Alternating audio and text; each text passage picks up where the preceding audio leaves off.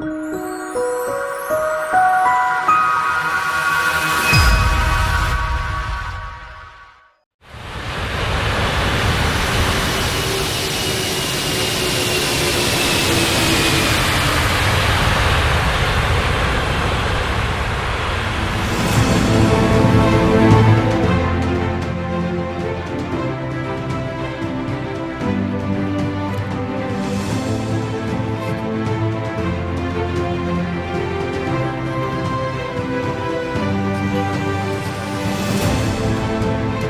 heavy to clear maintain 2,000. One heavy turn right heading 09 or 0. It's dropping straight down. Heading clear right turn heading Oh my 130. gosh. So one heavy about 6,000. Unloading so much. 180, maintain 2,000, 6,000 on the next line, 630 hours. Let's go down to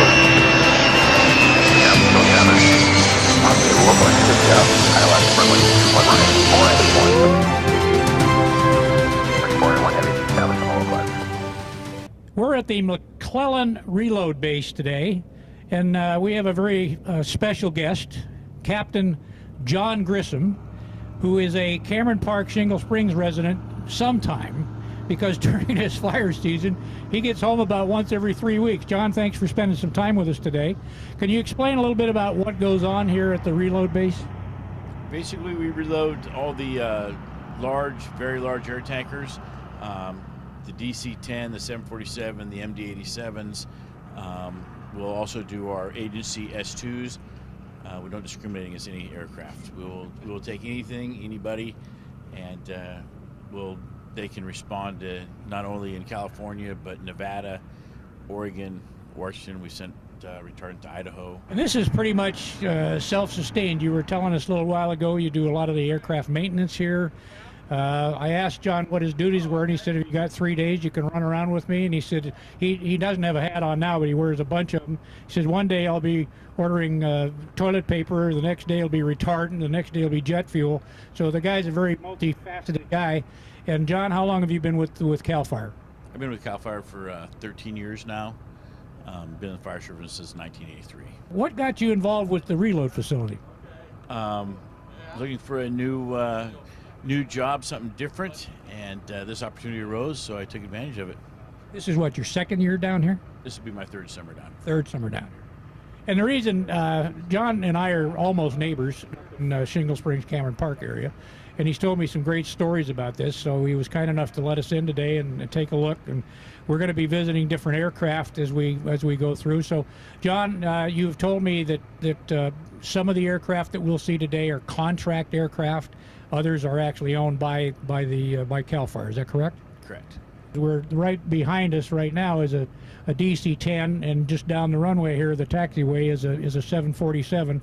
And I'm sure most everybody that's going to be seeing this has seen those airplanes in service, and it's totally amazing. And when you get up close to one of these big guys, you're going to say, how do they do that? You know, they're flying 500, 1,000 feet off the deck and dropping the retardant. So, and where we're standing right now, there's a bunch of red stuff on the ground, and that's the retardant. John, how much retardant, say, with this DC-10, how much retardant will it hold? The DC-10 holds 9,400. The 747 is 19,000. The other planes are around 3,000. So we're going to take a look, and although I think if you want to just kind of turn the camera, we'll kind of walk over towards the DC-10.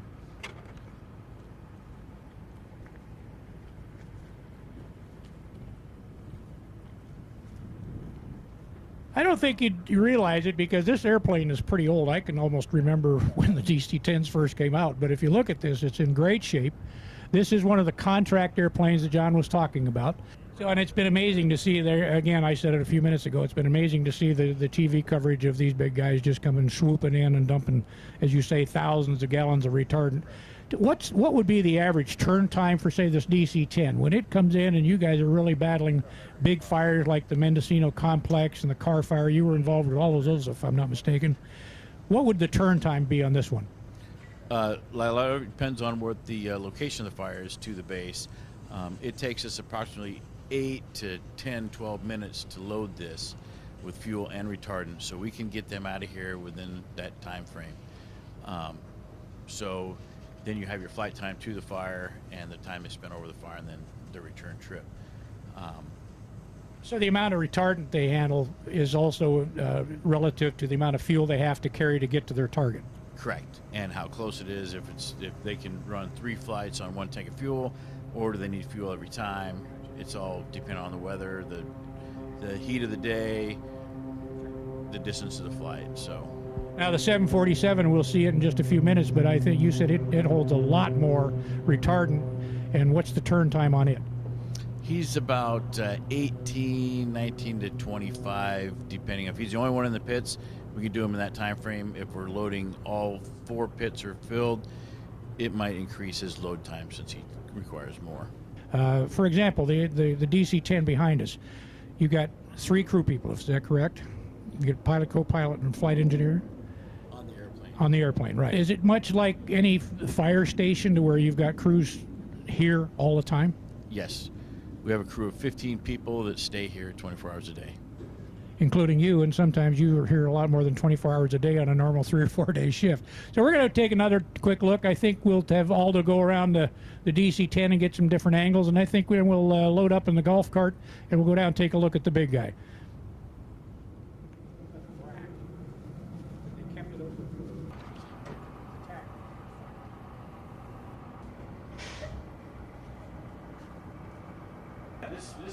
This plane has an external tank, so it comes out 3 hoses so we can fill all 3 tanks simultaneously. Up top is the vents. I was talking about the mechanics come out, they open the vents. We're filling with retardant. There's a little pep cock up on top. We fill it till it just starts to bubble out. Close everything off, and wow, that's how we fill it. And everything when they drop is all computer controlled. Tell you what, for as old as this bird is, it's in good shape. This is their newest one. Is this Company, yeah. They have 4 in service. Really? Yeah.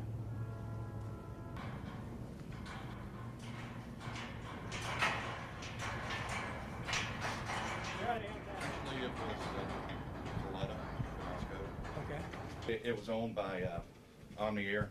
Okay. Okay. We own 4 of the last 5 DC-10s ever made, Okay. and this is one of them. And we just took it out of the boneyard. It had been sitting, I don't know, 5 or 6 years. Yeah. And converted. It's quite a process to convert one of these. It is. It takes about 6 months. Does it? Yes. Okay. So basically, this is just empty space when Pretty much. you're Yeah, operating. absolutely. Okay. Absolutely. Last time I was one of these, I was 32B, I think, or something. 32B's gone. Yeah, I see that. I'm with Ryan, and we're inside of a DC-10. It's huge. You could probably almost play football in here. Ryan, explain a little bit about the airplane and your company. Okay, I work for 10 Tanker Corporation. Started with them February 1st, and they've converted 4 DC-10s for fire retardant delivery on wildfires. It's amazing, and we've seen what you've done with it, because down this aisle there used to be all kinds of seats and potties and all that kind of stuff, and now there's absolutely nothing. And as we looked at a little while ago, all the retardant is actually in an external tank below our feet, right? Mm-hmm, correct.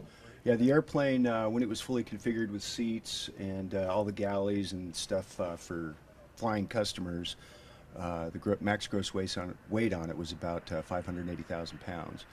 And now that we've stripped everything out, we've brought that weight down fully loaded with fuel to somewhere around 400,000 pounds. Which is amazing, because it gives you longer range with the fuel you can carry. Yeah, the retardant, we try and bring on about 9,400 gallons, and that doesn't vary. We go fully loaded with all 3 tanks, fully loaded retardant. And what we do calculations on are the fuel load that we bring, depending on how far we're going.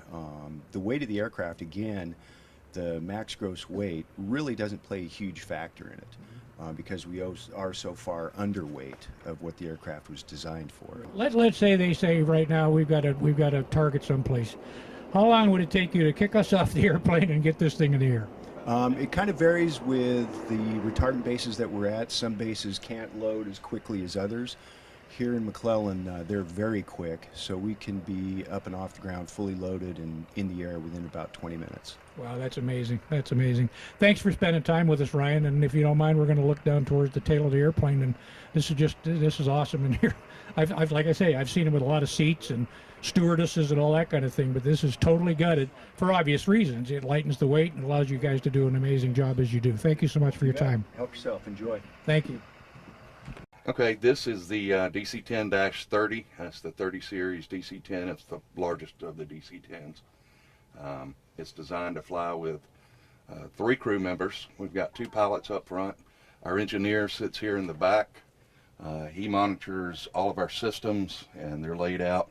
He actually also monitors our retardant system, and he is the actual one that does the dropping. Being the captain, I'll call for the drop and I'll tell him when to drop, but the engineer actually does the drop for us. So when you're over target, and I'm sure some of that's automated. It's probably is it keyed into the navigational system? Yeah, we'll put the coordinates for the fire. We'll get a piece of paper. It'll have the lat longs. We plug it into our navigation, and this will take us straight to it. Okay, so when you do that, and what level, how far are you off the deck for a lot of these? Let's say it's more of a brush fire than a tree fire or a forest fire. Yeah, and the coverage levels, we go from a 1 up to an 8. And what that means, and they set the level. When we get there, they'll have a level they want us to work with. And say a 1 means 1 gallon per square foot. Oh, I see. Where an 8 is 8 gallons per square foot. So depending on the vegetation type, obviously lower coverage levels for grass fires, higher coverage level for timber. But what you want to do when you're dropping retardant, you want to be as low as you can but make an effective drop. Meaning as the retardant comes out of the tanks, obviously we're flying, we normally drop at 150 knots. When we let it go, you want the retardant, because it's got all this forward motion, you want to have time to let it stop the forward motion and then fall straight down. That's an effective drop. So normally, depending, we're looking at 250 feet or so above what we're dropping on. So if it was 100-foot pines, it'd be at 350 feet. That's amazing for an airplane that I believe we heard that the gross weight of the thing is over 400 and some odd thousand pounds when you've got fuel and retardant aboard. Is that correct? Absolutely, absolutely. Our max gross takeoff weight is 420,000 pounds. Now, when these were flown commercially with passengers, the weight was up close to 6,000 pounds, or 600,000 pounds. So I believe the passenger version was 574. So this, we're a good bit under the capabilities of what it could do, which in turn just says we've got tons of power. And these airplanes are, 30, 35 years old? This one was built, I believe, in '88. So it's one of the last ones ever made, and that's when they stopped. And your company, if I understand correctly, you find some of these in different, as they say, boneyards, and you've taken them and you've totally reconfigured them to do the wonderful work that you guys do. And believe me, it is appreciated by so many. So, Will, thanks for your time. Well, we appreciate it. And thanks for showing us your airplane. Absolutely. That was a pleasure.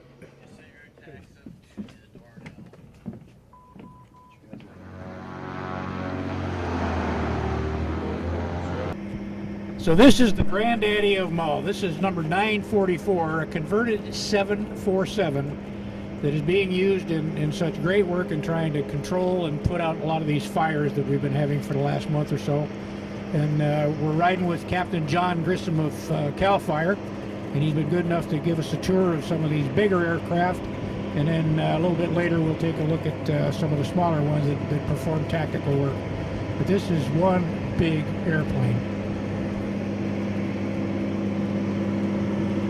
And earlier, John and I were talking about, you look at the size of this airplane, and John and I were talking about it, and I said, so how long does it take them to turn this airplane? Meaning from the time it gets set up to be reloaded with both retardant and fuel. And he said, anywhere between 18 and 25 minutes. Now you look at this airplane and you almost have to say that can't happen, but they do. They've got very dedicated crews, and these guys know the importance of getting this big puppy back up in the air and fighting fires.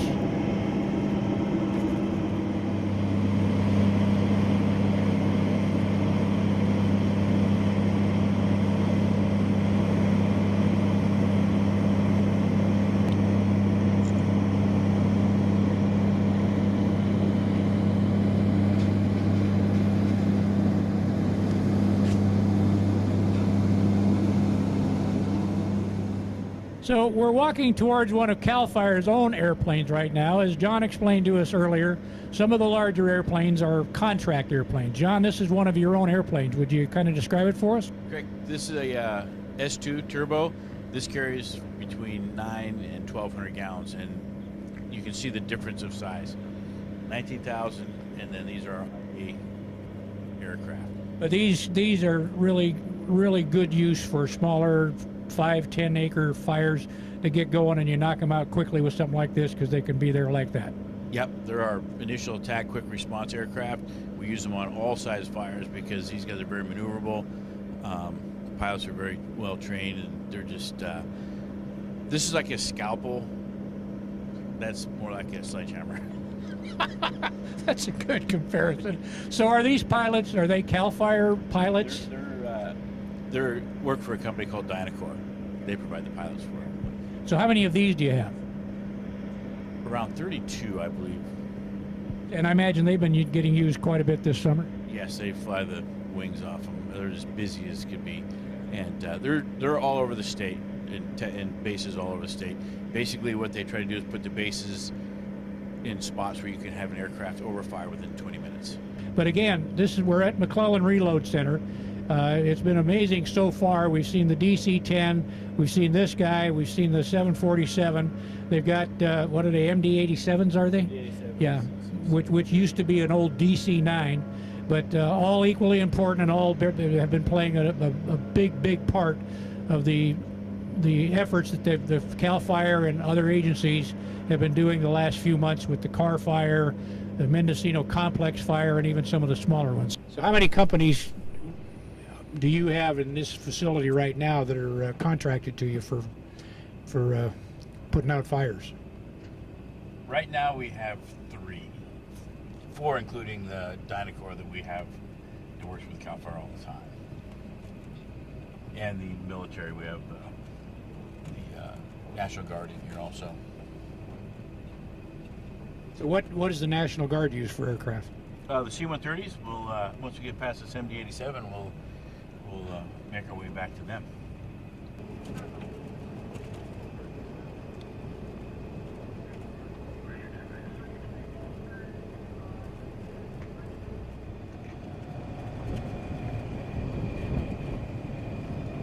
And here we have the National Guard C-130.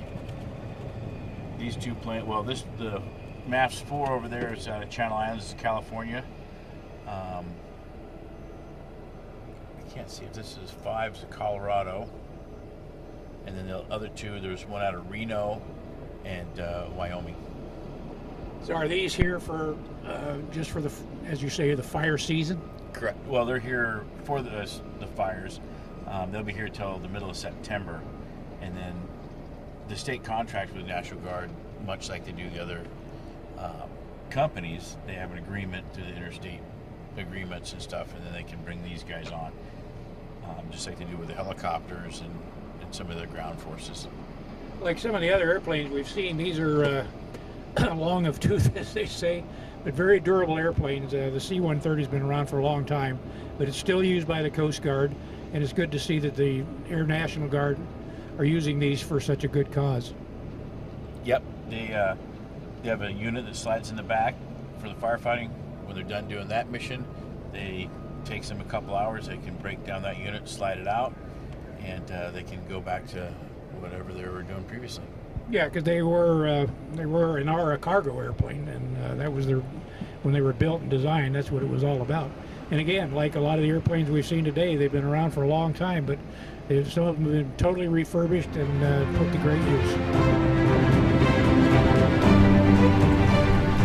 Our visit to McClellan Reload Base on August 22, 2018, underscored the work being done by CAL FIRE, the U.S. Forest Service, and many supporting agencies and contractors. 2018 could easily go down as the worst fire season in recorded history, with the Mendocino Complex fire becoming the largest ever. The total number of gallons of retardant used so far this year, on the day of our visit, was very close to what was dispensed in all of 2017 at over 4 million gallons. Channel 2 and the producer of this program wish to thank CAL FIRE Captain John Grissom, the flight crew of 10 Tanker Corporation Aircraft number 914, and all of the dedicated men and women who work tirelessly to support efforts of firefighters to contain and extinguish the countless wildfires that have plagued California and the West for the past few years.